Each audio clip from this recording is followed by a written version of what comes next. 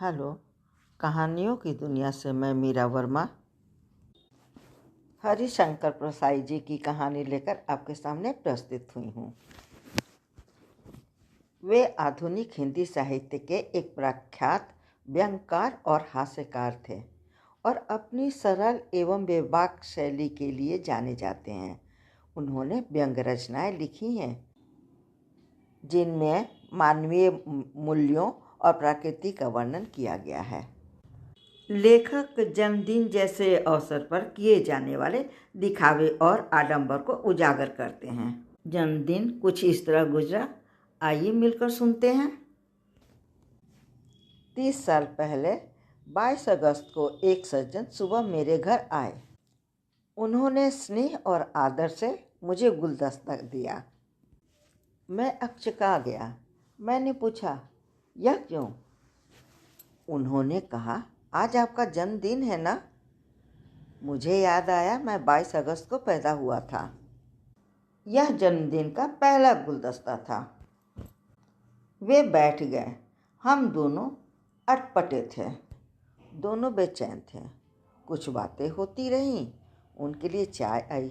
ये मिठाई की आशा करते होंगे। मेरी टेबल पर कोई फूल भी नहीं थे। वे समझ गए होंगे कि सवेरे से इसके पास कोई नहीं आया। इसे कोई नहीं पूछता। लगा होगा जैसे शादी की बधाई देने आए हैं और इधर घर में रात को दहेज की चोरी हो गई हो। उन्होंने मुझे जन्मदिन के लायक नहीं समझा। तब से अभी तक उन्होंने मेरे जन्मदिन पर आने की गलती नहीं की। धिक्कारते होंगे कि कैसा निकम्मा लेखक है कि अधेड़ हो रहा है मगर जन्मदिन मनवाने का इंतज़ाम नहीं कर सका। इसका साहित्य अधिक दिन टिकेगा नहीं। हाँ, अपने जन्मदिन के समारोह का इंतज़ाम खुद कर लेने वाले मैंने देखे हैं।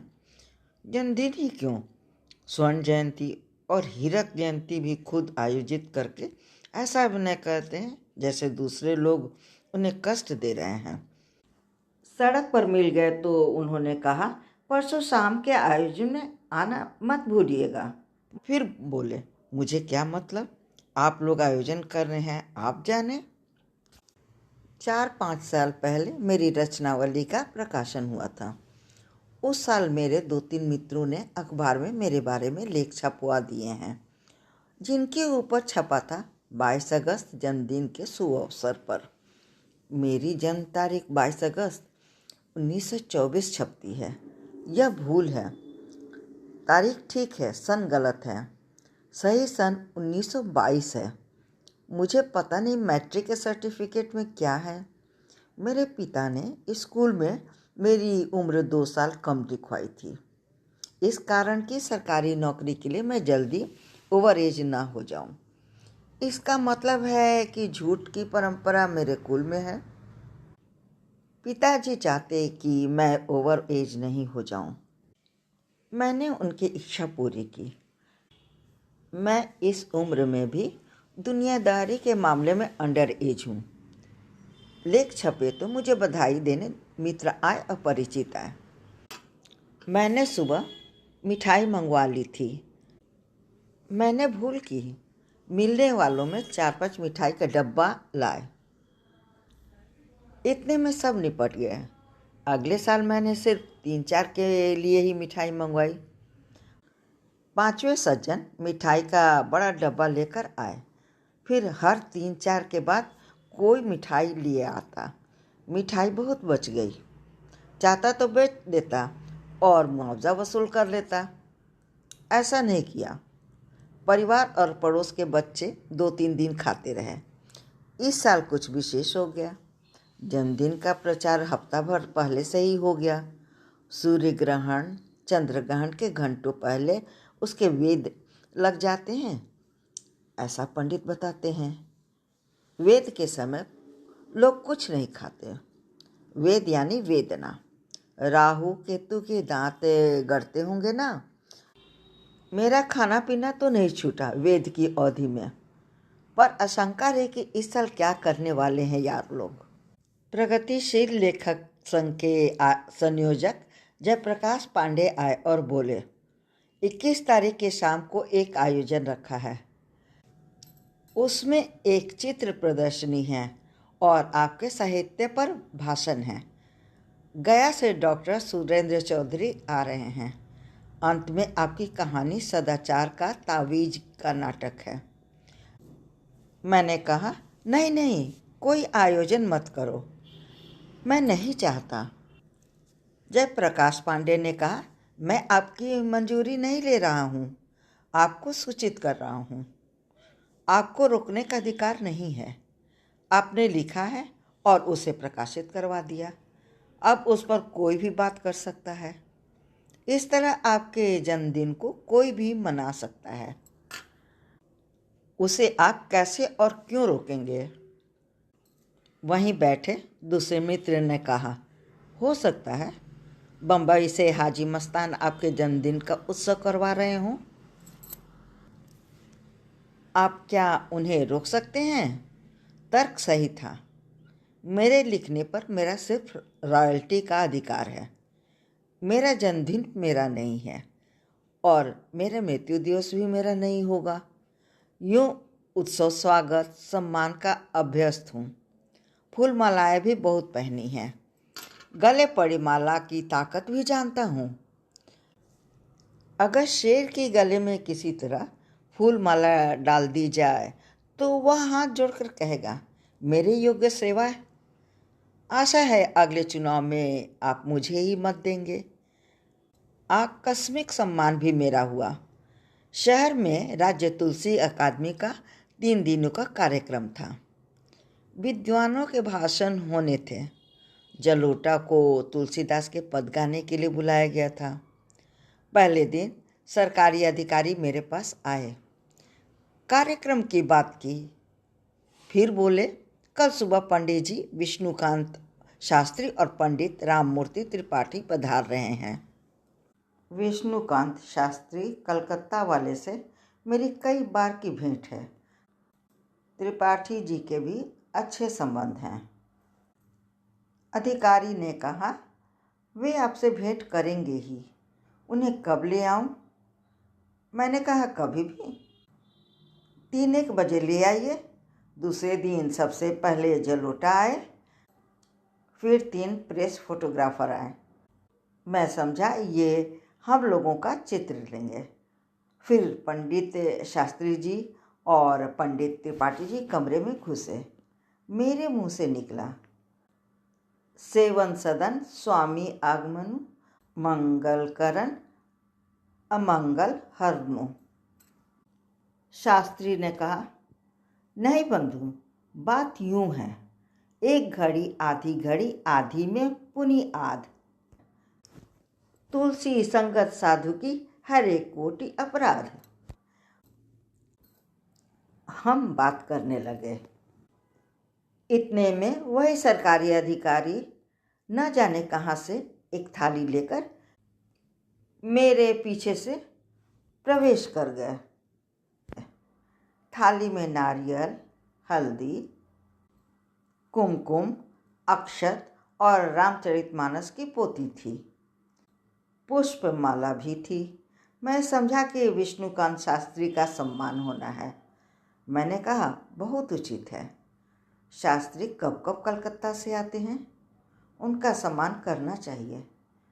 शास्त्री जी बोले, नहीं महाराज, आपका सम्मान करना है। वे लोग चकित रह गए। जब मैंने उसी क्षण अपना सिर टीका करने के लिए आगे बढ़ा दिया, वे आशा कर रहे थे कि मैं संकोच जताऊंगा, मना करूंगा। मैंने टीका करा लिया, माला पहन ली, नारियल और पोथी ले ली। दूसरे दिन एक अखबार में छपा, तुलसी अकादमी वाले दोपहर को परसाई जी के घर में घुस गए और उनका सम्मान कर डाला। ऐसी खबरें छपती हैं। 21 तारीख की शाम को एक समारोह मेरी अनुपस्थिति में हो गया। भाषण, चित्र प्रदर्शनी, नाटक। दूसरे दिन जन्मदिन की सुबह थी। मैं सोकर उठा ही था कि पड़ोस में रहने वाले एक मित्र दंपति आ गए। मुझे गुलदस्ता भेंट किया और एक लिफाफा दिया। बोले, happy birthday, many happy returns. मैंने सुना है मातम पोसी करने गए एक सज्जन के मुंह से निकल पड़ा था, मैनी हैप्पी रिटर्न्स। कम अंग्रेजी जानने से यही होता है। एक नीम इंग्लिश भारतीय की पत्नी अस्पताल में भर्ती थी। उनकी एंग्लो इंडियन पड़ोसन ने पूछा, mister Verma, how is your wife? Verma ने कहा, aunty, something is better than nothing. गुलदस्ता मैंने टेबल पर रख दिया और उसके बगल में लिफाफा रख दिया। मैंने खोला नहीं, समझा शुभकामना का कार्ड होगा, पर मैंने लक्ष्य किया कि दंपति का मन बातचीत में नहीं लग रहा है। वे चाहते हैं कि मैं लिफाफा खोलूं। मैंने खोला, उसमें से 1001 रुपये के नोट निकले। मैंने कहा, इसकी क्या ज़रूरत है? जैसे फालतू वाक्य बोले बिना रुपए रख लिए। सोचा इसी को गुड मॉर्निंग कहते हैं। आगे सोचा कि अगले जन्मदिन पर अखबार में निवेदन प्रकाशित करवा दूंगा कि भेंट में सिर्फ रुपए लाएं। पुनर्विचार किया, ऐसे नहीं छुपाऊंगा, हो सकता है कोई नहीं आए। उपहारों का ऐसा होता है कि आपने जो टेबल लैम्प किसी की शादी में दिया, वही घूमता हुआ किसी की शादी में आपके पास लौट आता है। रात तक मित्र, शुभचिंतक, अशुभचिंतक आते रहें। कुछ लोग घर में बैठे कह रहे होंगे, साला अभी जिंदा है। क्या किया? 1 साल और जी लीजिए तो कौन सा पराक्रम किया? नहीं, वक्त ऐसा है कि एक दिन भी जी लेना पराक्रम है। मेरे एक मित्र रिटायर होने के 10 साल पहले अपनी 3 लड़कियों की शादी कर डाली। मैंने कहा, तुम दुनिया के प्रसिद्ध पराक्रमियों में हो। भीम वीर हो, पराक्रमी थे, पर उन्हें 3 लड़कियों की शादी करनी पड़ी तो चूहे हो जाते हैं। खुशी से भी जीते हैं और रोते हुए भी जीते हैं। प्रसिद्ध इंजीनियर डॉक्टर विश्वेश्वरैया 100 साल से ऊपर जिए। उनके 100वें जन्मदिन पर पत्रकार ने उनसे बातचीत के बाद कहा, अगले जन्मदिन पर आपसे मिलने की आशा करता हूँ। विश्वेश्वरैया ने जवाब दिया, क्यों नहीं मेरा युवा मित्र, तुम बिल्कुल स्वस्थ हो। यह उत्साह से जीना हुआ। और वे बूढ़ों भी जीते हैं जिनकी बहुएं सुनाकर कहती हैं, भगवान अब इनकी सुन क्यों नहीं लेते? जिंदगी के रोग का और मोह का कोई इलाज नहीं। मृत्यु भय से आदमी को बचाने के लिए तरह तरह की बातें कही जाती हैं। कहते हैं शरीर मरता है, आत्मा तो अमर है। व्यास ने कृष्ण से कहलवाया है, जैसे आदमी पुराने वस्त्र त्याग कर नए ग्रहण करता है, वैसे ही आत्मा एक शरीर छोड़कर दूसरा शरीर धारण कर लेती है। मगर ऐसे सूक्ष्म आत्मा को क्या चाटें? ऐसी आत्मा न खा पी सकती है, न भोग कर सकती है, न फिल्म देख सकती है।